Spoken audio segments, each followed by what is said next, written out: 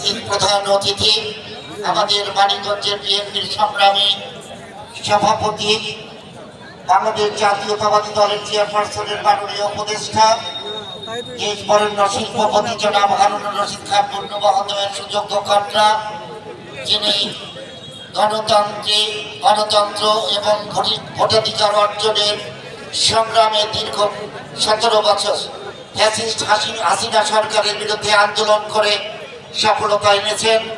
আমাদের মানিকগঞ্জের জনদরদী নেত্রী, সকলের নয়নের মণি জনাব আফরোজা খান রিতা, আমাদের আজকের এই অনুষ্ঠানের জেলা বিএনপির সংগ্রামী নেতৃবৃন্দ, বিভিন্ন অঙ্গ সংগঠনের নেতৃবৃন্দ, আমন্ত্রিত অতিথিবৃন্দ এবং সর্বস্তরের জনসাধারণ সকলকে আমি জানাচ্ছি জাতীয়তাবাদী দলের পক্ষ থেকে শুভেচ্ছা।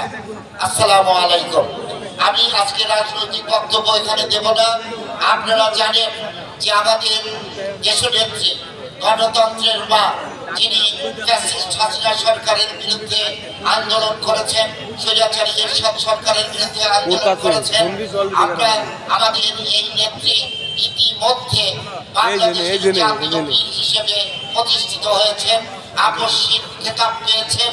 সেই আপসহীন নেত্রীর এখন বড় প্রয়োজন বাংলাদেশের জাতীয়তাবাদী রাজনীতি যিনি নিরলস চেষ্টা চালিয়ে যাচ্ছেন, সেই বিপ্লবী নেত্রী বেগম খালেদা জিয়া, তিনি অত্যন্ত সংকটাপন্ন অবস্থায় রয়েছেন।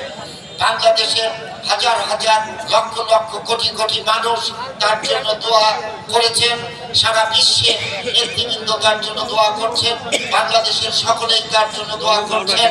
আমরা যখন শেষ পর্যায়ে চলে যাই তখন একমাত্র আল্লাহ ছাড়া বাঁচানোর কেউ নাই।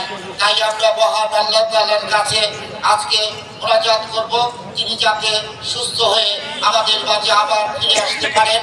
আমাদের যে আগামী ফেব্রুয়ারি মাসে যে নির্বাচন অনুষ্ঠিত হবে, সেই নির্বাচনে আমরা যাতে জয়লাভ করতে পারি। সংক্ষিপ্ত কথা শেষ করছি। খোদা হাফেজ।